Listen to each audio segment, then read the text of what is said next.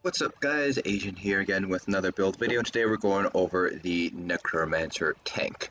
So much like the other tanking videos that I've released so far, not much has changed for tanks between Storm and Greymoor.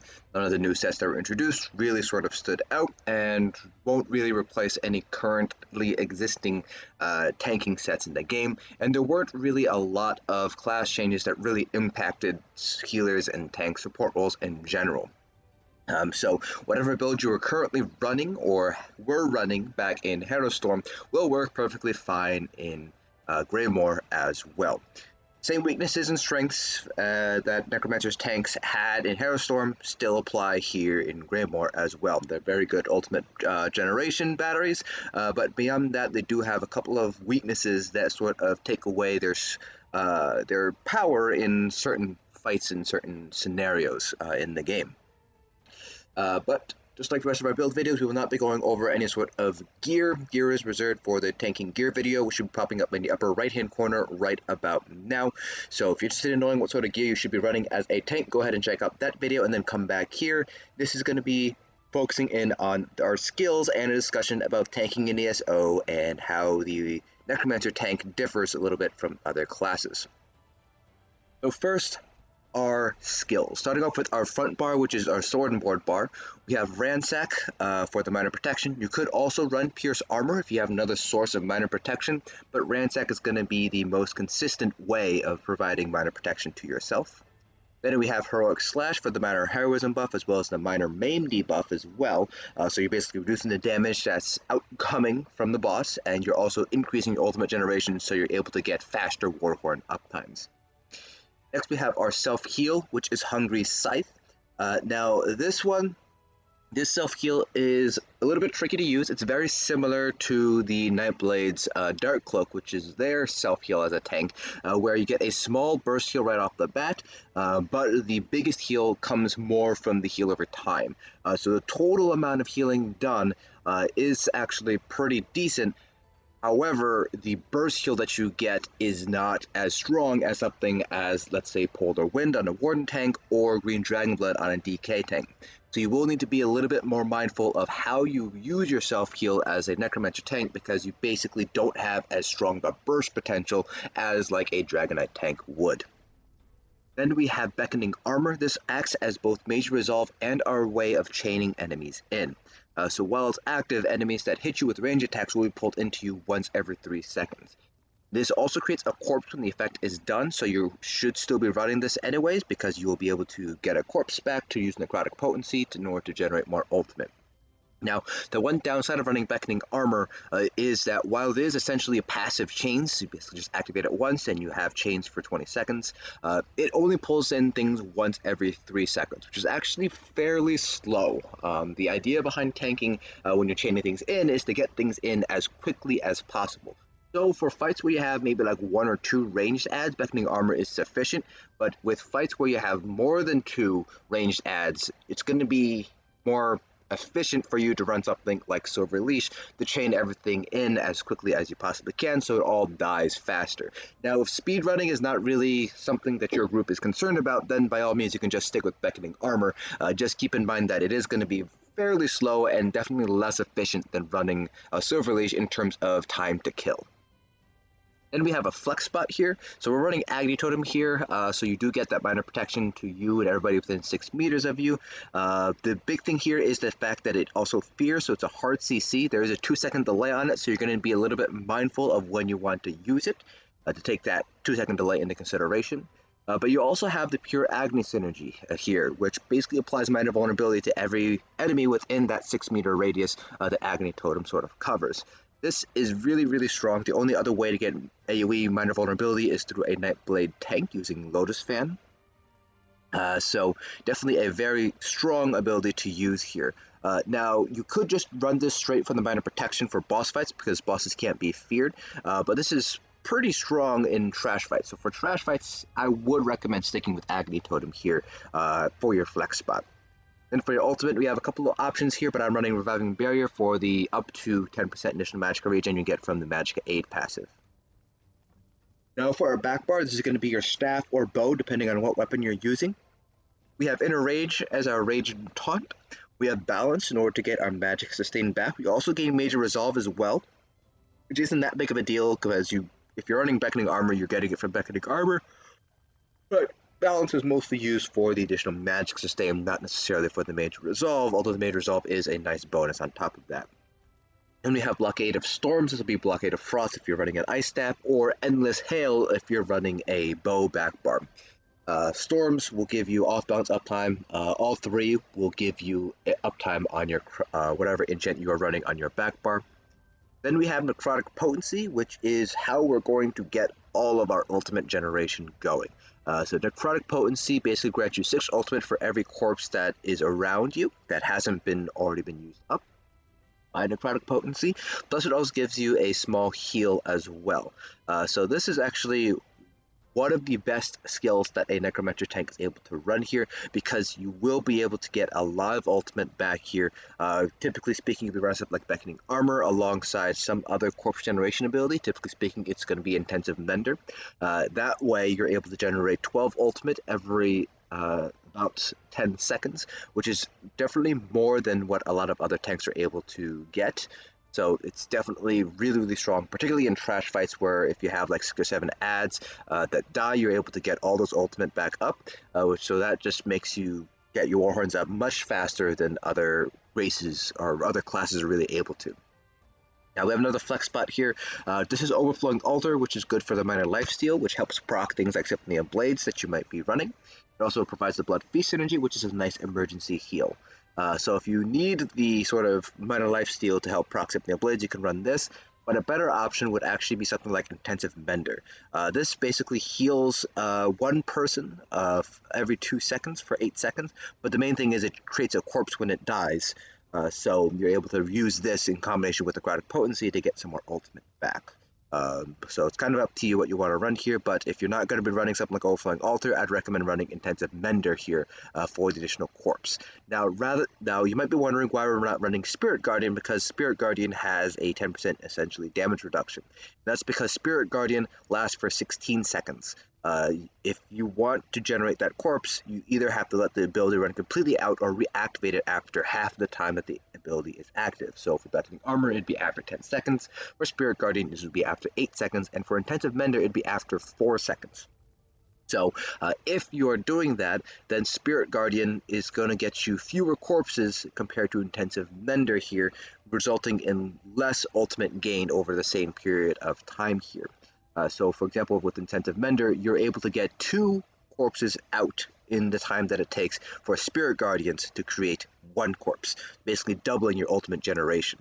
So while Spirit Guardian might be useful, generally speaking, Intensive Mender is going to be better for a Necromancer tank if you're playing the ultimate generation route. If you're going a more traditional tank, then yes, Spirit Guardian is going to be the better option here because it does give you more damage mitigation. You're just giving up that additional ultimate generation from Necrotic Potency if you're running Spirit Guardian instead. In terms of other skills here, not much under the Gravelord. You might want to consider running Unnerving Boneyard for the AoE Major Fracture, Major Breach if you don't have a Necromancer DPS in your group that's already running this, or a Necromancer Healer that could also be running this as well. Colossus is one ability that you might want to consider running, depending on how many Warhorns you already have. Typically speaking, running Warhorn is going to be better than running Colossus, particularly if you already have 3 Necromancers in group. But if you're missing 3 Necromancer DPS, you might want to run Colossus instead. So this is an option that you should keep on the table, but generally speaking, Warhorn is going to be the stronger ultimate option. Under the Bone Tyrant line, the only other ability that we want to cover here is going to be Grave Grasp, both morphs, Ghostly Embrace and Empowering Grasp. The one that you're probably going to want to go for more is going to be Ghostly Embrace because it does immobilize targets. However, you already have a hard CC with an Agony Totem, and it's actually not going to be very useful for boss fights because the only thing it provides there is the Snare and the Minor Maim, both of which, Minor Maim's already provided through Heroic Slash, and bosses can't be snared. So Ghostly Embrace is not going to be very useful for trash fights. So you'd only really be using this in trash fights anyways, in which case Agony Totem's actually probably going to be the better option in general. So generally speaking, Grave Grasp I see as a fairly weak move to choose as a tank. Under the Living Death line, you have Expunge and Modify, which is essentially a self Purge. It also acts as an ability cost reduction while you have it slotted. So if you have it slotted on your front bar, you do get that reduction, 3% cost reduction across all of your abilities, including things like dodge rolling and your ultimates. It also returns magic and stamina back for each negative effect that you remove. So this could be useful if you know you have to purge things off of yourself. It just doesn't purge things off of other allies. It also costs a little bit of health, which shouldn't be that big of a deal because you should be covered by hots by your healers. Other than that, that's pretty much it. If you ever need some additional stamina for whatever reason, you could run Mortal Coil, which returns stamina back while you're siphoning a corpse, and does require you to use up a corpse. So if you do decide to use Mortal Coil, then you won't be able to use that corpse for Necrotic Potency. It's a one or nothing sort of thing with the corpses here. It also does provide a small heal, which is pretty not terrible. It's about a 1k heal pre-buffed, so when you think about it buffed up, it's actually not that bad. But the main reason to run Mortal Coil would be for the stamina sustain. But generally speaking, you should be able to sustain your stamina with heavy attacks. You just have to kind of learn to fight low in order to know when to weave in your heavy attacks. Under the weapon line, under One Hand and Shield, make sure to pick up Defensive Posture. Both morphs absorb Missile or Defensive Stance. It's up to you which one you want. They're both useful in their own sort of scenarios. Absorb Missile is great, for example, when you're the Portal Tank in Cloud Rest to help you heal from all the projectiles that the orbs are shooting out. Defensive Stance is really great if you just want to deal some raw damage to things that do projectile damage. So, for example, Lachesis, the main tank, usually will run Defensive Stance to reflect that Frostbolt back at Lachesis to help deal some damage. Under the bow line, if you're running the bow backbar, consider picking up Venom Arrow as a ranged interrupt. If you're running the Destro Staff line, you consider picking up Crushing Shock for the same reason, ranged interrupt. You might also want to pick up Elemental Drain, which is going to be very important in 4-man content if you're running 3 DPS 1 tank, because obviously you don't have a healer to run Elemental Drain for you, so you're going to be the one running Elemental Drain. Under the armor line, the Unstoppable Morph Immovable is actually really good at increasing the block mitigation. You can also use Unstoppable Brute as well, but it's generally not as useful because it just decreases the cost of break free. Both morphs grant you immunity to knockback and disabling effects for 6 seconds, but it also reduces your movement speed to essentially, at the very least, 90%. So you're moving at a snail's pace, so the only way you'll be able to move is through dodge rolling if you decide to use this active ability to get that immunity to knockbacks and disabling effects.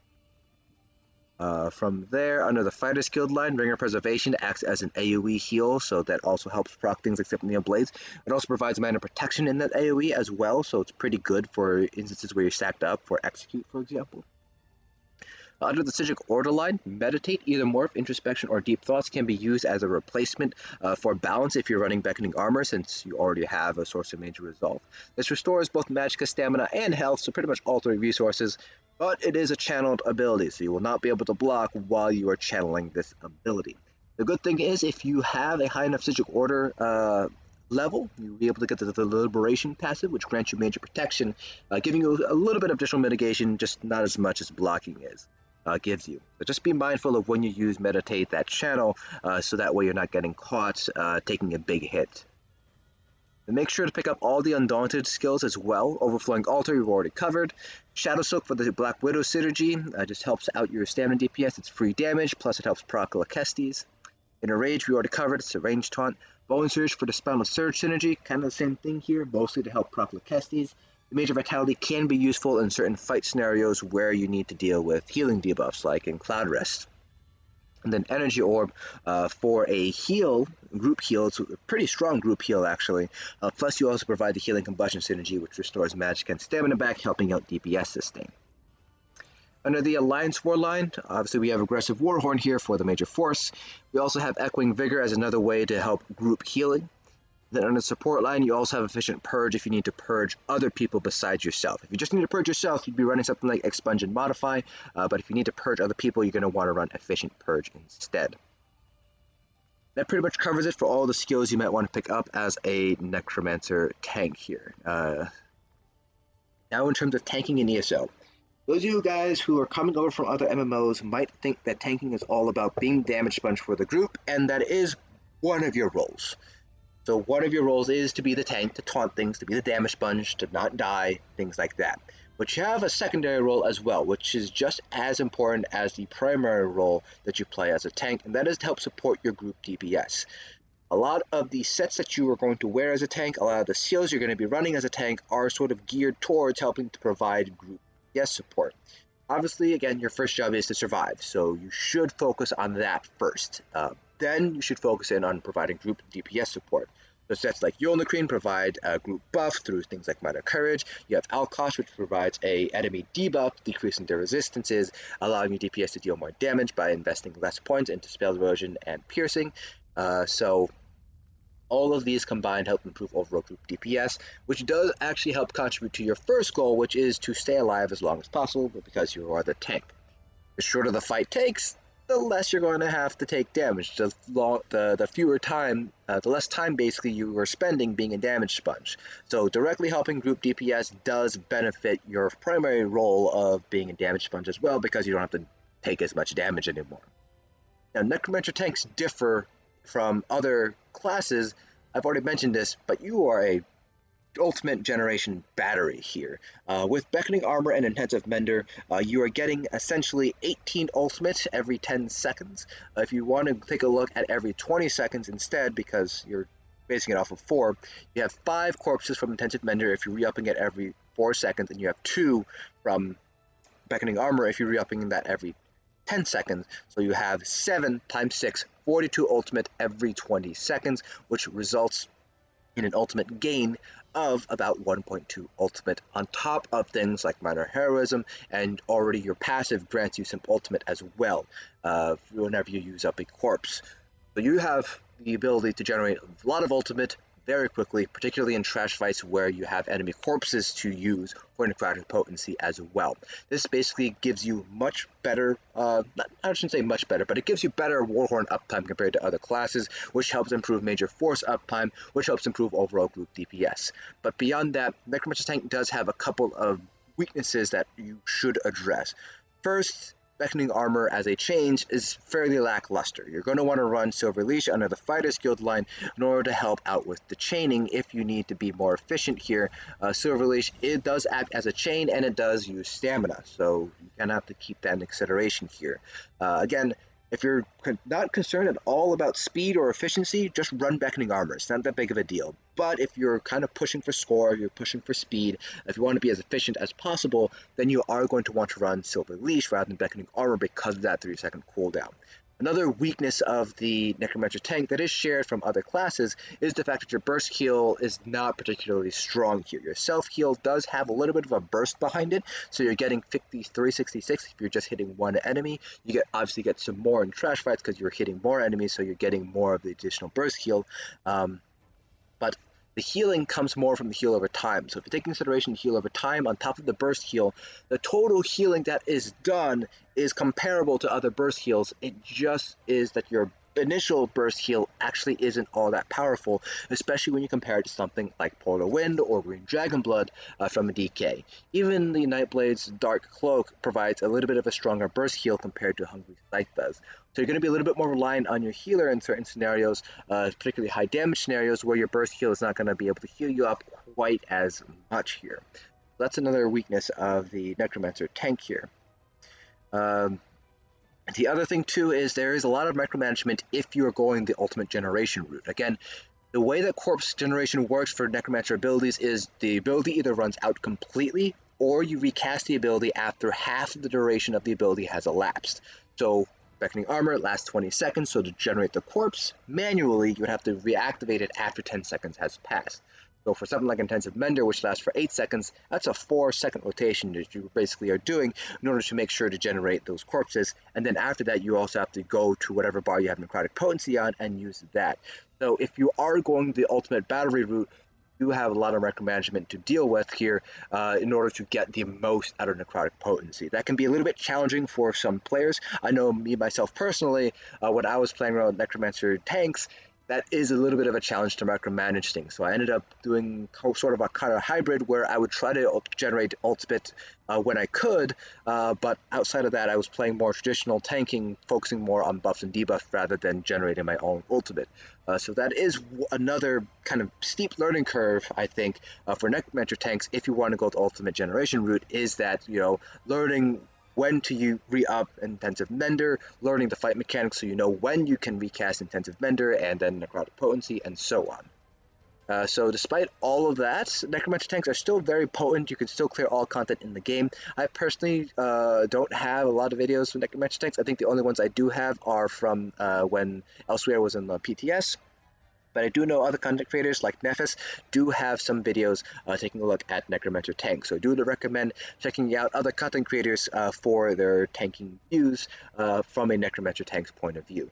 Can still check out my tanking videos. They're mostly going to be from the DK perspective. The general kind of tanking philosophy still remains the same despite the differences in class. It's just that you're obviously going to be seeing it from the DK point of view, so I'm going to be using DK builds rather than Necromancer build.